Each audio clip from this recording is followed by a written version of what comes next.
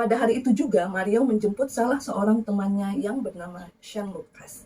Pada saat itu, Mario menceritakan kepada temannya tersebut tentang apa yang terjadi. Lalu Shane mengatakan kayak gini, "Gua kalau jadi lu, pukulin aja. Itu pasti parah ya," gitu, kira-kira. Jadi Shane ini selain nantinya merekam, ia juga ikut memprovokasi. Kemudian lanjutkan, mereka jalan nih, Mario, Shane, sama Agnes bergeraklah dengan mengendarai mobil Rubicon milik Mario.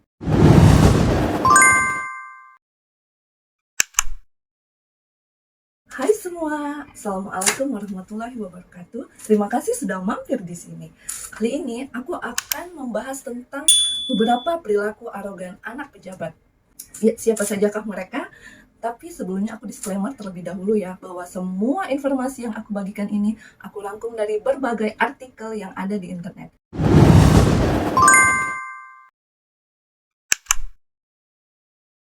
Yap, di nomor 1 ada Mario Dandi Satrio, seorang anak dari pejabat di Direktorat Jenderal Pajak. Kalian pasti udah pada tahu kan, yang lagi trending banget sejagat Indonesia.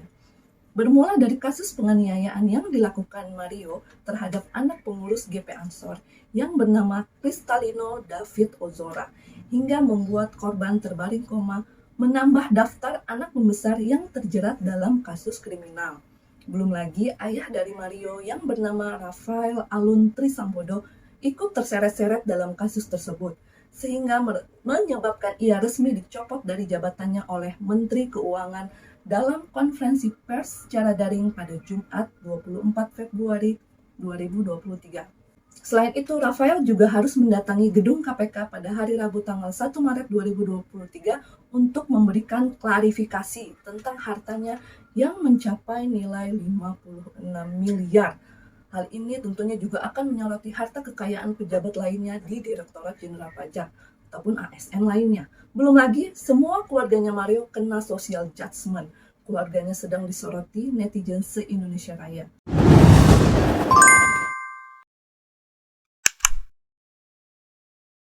Jadi buat kalian yang belum tahu soal kasus Mario, aku coba rangkum nih ya. Polisi telah menetapkan 2 orang tersangka atas kasus penganiayaan terhadap David yang terjadi di Pesanggerahan. Pada awalnya, kedua tersangka yakni Mario dan temannya yang bernama Shane Lucas. Di mana dalam penganiayaan David juga terungkap adanya sosok perempuan lain yaitu Agnes Gracia, kekasih dari Mario. Pada awalnya dia masih berstatus sebagai saksi, namun sekarang Agnes sudah ditetapkan menjadi tersangka. Sebelum penganiayaan, sekitar tanggal 17 Januari 2023, Mario mendapat informasi dari temannya yang berinisial APA yang mengatakan bahwa Agnes mendapat perlakuan tidak baik nih dari korban. Setelah mendengar hal itu, Mario pun mengkonfirmasi nih kepada Agnes. Kemudian Agnes membenarkan hal tersebut. Setelah itu, Mario mencoba menghubungi David untuk menanyakan hal tersebut, namun tidak ditanggapi nih oleh David. Selanjutnya pada tanggal 20 Februari 2023, Mario menjemput Agnes di sekolahnya. Kemudian mereka berencana untuk mengembalikan kartu pelajar miliknya David. Pada hari itu juga, Mario menjemput salah seorang temannya yang bernama Shane Lucas. Pada saat itu, Mario menceritakan kepada temannya tersebut tentang apa yang terjadi. Lalu Shane mengatakan kayak gini, "Gua kalau jadi lu, pukulin aja," kira-kira. Jadi Shane ini selain nantinya merekam, ia juga ikut memprovokasi. Kemudian lanjutkan, mereka jalan nih, Mario, Shane, sama Agnes bergeraklah dengan mengendarai mobil Rubicon milik Mario untuk mendatangi korban yang saat itu tengah berada di rumah rekannya di daerah Ulu Jami, Pesanggerahan. Setelah sampai di sana, Shane bertanya nih kepada Mario, "Dan ntar gue ngapain?" Kemudian si Mario jawab, "Tenang, lu ntar videoin aja." Kemudian tersangka Shane bersiap nih kan merekam aksi penganiayaan tersebut dengan menggunakan ponsel milik Mario. Kemudian dalam suatu konferensi pers, Kombes Adi Ari menyampaikan fakta baru, di mana sebelum dianiaya, David diperintahkan untuk push up sebanyak 50 kali. Namun David nggak sanggup kan, dia hanya sanggup push up sebanyak 20 kali. Mario menyuruh David untuk bersikap tobat. Namun David menyatakan tidak bisa melakukannya. Sikap tobat itu seperti ini ya, seperti yang ada di gambar. Kayak aku pas latihan yoga dulu. Kemudian tersangka Mario meminta tersangka Shane ini untuk mencontohkan gimana tuh sikap tobat. David nggak bisa nih untuk melakukan sikap tobat, sehingga David disuruh lagi nih untuk mengambil posisi push up sambil terus direkam nih oleh si Shane. Kemudian terjadilah penganiayaan. Berdasarkan rekaman CCTV yang sudah didapatkan polisi, yakni di depan TKP, juga berdasarkan analisis handphone milik Mario dan pemeriksaan saksi, ada kesesuaian nih, yakni telah terjadi kekerasan terhadap David dengan cara menendang kepala beberapa kali, kemudian menginjak kepala korban beberapa kali, dan menendang perut serta memukul kepala korban ketika korban ini berada di posisi push up. Setelah itu, Mario melakukan selebrasi nih Teams. Dan pada saat itu, Mario melontarkan kalimat kayak gini, "Nggak takut gue anak orang mati, laporin aja sana." Gitu. Udah macam keras sekali kan si Mario ini. Sungguh ya, perangai yang patut kita acungin jari. Kemudian, lantaran hal tersebut menyebabkan korban atau David menjadi terkapar tidak berdaya. Lalu kemudian orang tua dari rekannya David nih mendengar keributan dan langsung nih menolong David, lalu menghubungi satpam di daerah perumahan tersebut. Kemudian si satpam ini langsung menghubungi Polsek Pesanggerahan sehingga mengamankan Mario, Shane, dan juga Agnes. Sebenarnya tidak diketahui persis kenapa Mario memukuli David secara brutal. Namun dari salah satu artikel yang aku baca, dari sebuah akun Twitter yang mengatakan, namanya ya anak Jaksel, kalau pacaran mah ciuman terus di foto-foto gitu deh. Akhirnya setelah Agnes dan David putus, kemudian Agnes menjalin hubungan dengan Mario, David nih diduga tidak terima kalau mereka putus. Akhirnya foto saat mereka berciuman itu disebarkan. Tapi ini informasi yang belum pasti ya kebenarannya. Nah, kalau kalian notice, sebenarnya kasus ini mirip ya dengan kasus PC Putri Chandrawati dan Sambo, yaitu bermula dari pengaduan si cewek kepada si cowok, kemudian si cowok menjadi emosi dan terjadilah penganiayaan. Nah, sekarang kita akan melihat versi Agnes dan Shane ya. Seperti diketahui bahwa Agnes adalah orang yang memicu penganiayaan tersebut. Nah, menurut kuasa hukumnya Agnes, yaitu Mangata Toding Alom, menuturkan bahwa kliennya atau si Agnes ini sudah memperingatkan Mario berkali-kali bahwa jangan sampai ada kekerasan ataupun penganiayaan. Disebutkan juga pada saat itu tubuhnya Agnes sih nge-freeze.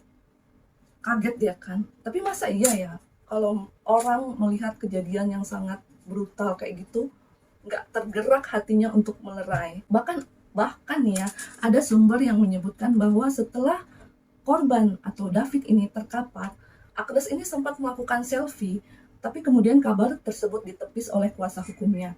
Dia malah mengatakan bahwa Agnes ini justru ngecek nih keadaan David saat itu.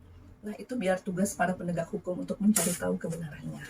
Shane juga sama nih. Sekarang dia mengatakan bahwa ia tidak tahu menahu mengenai rencana penganiayaan tersebut. Tapi kalau udah kayak gini, pasti masing-masing akan menyelamatkan dirinya sendiri ya kan. Sekarang kita doakan saja semoga korban atau David segera pulih seperti sedia kala.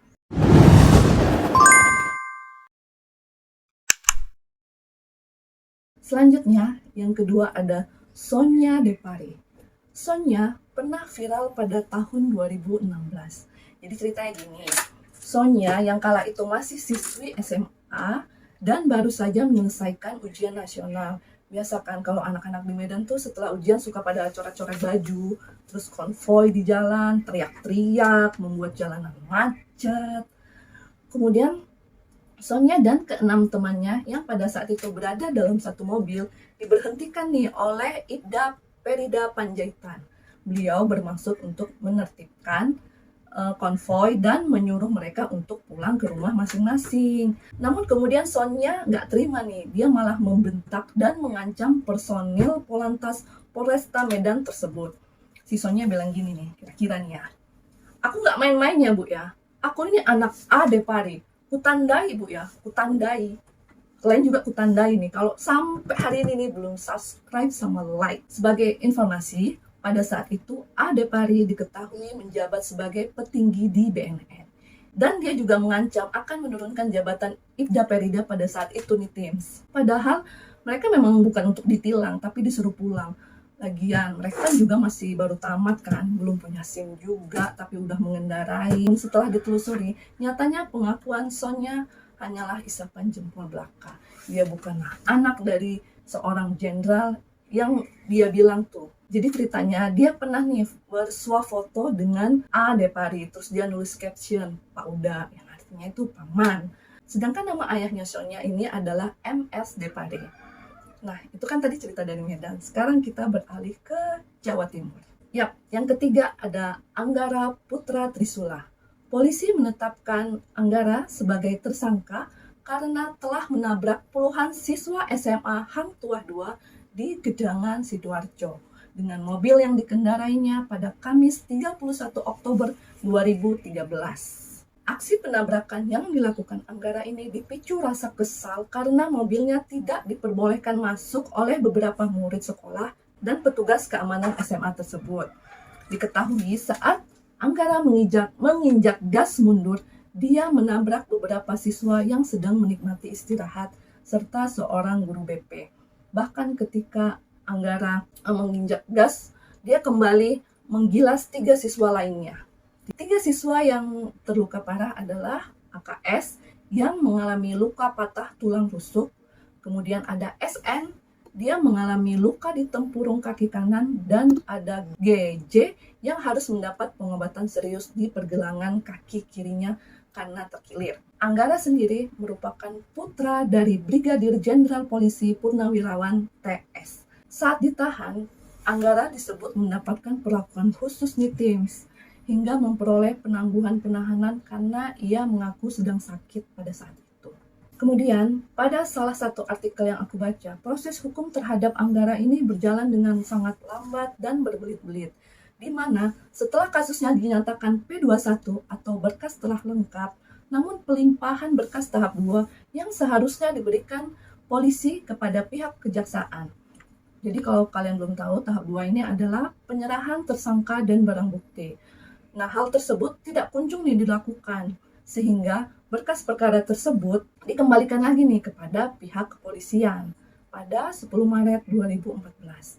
Namun, kabar terakhir dari kasus tersebut yaitu berakhir dengan damai, yang artinya kasus tersebut tidak dilanjutkan lagi. Namun dari kabar yang aku dengar juga, bahwa keluarganya Anggara ini memberikan ganti rugi kepada pihak korban.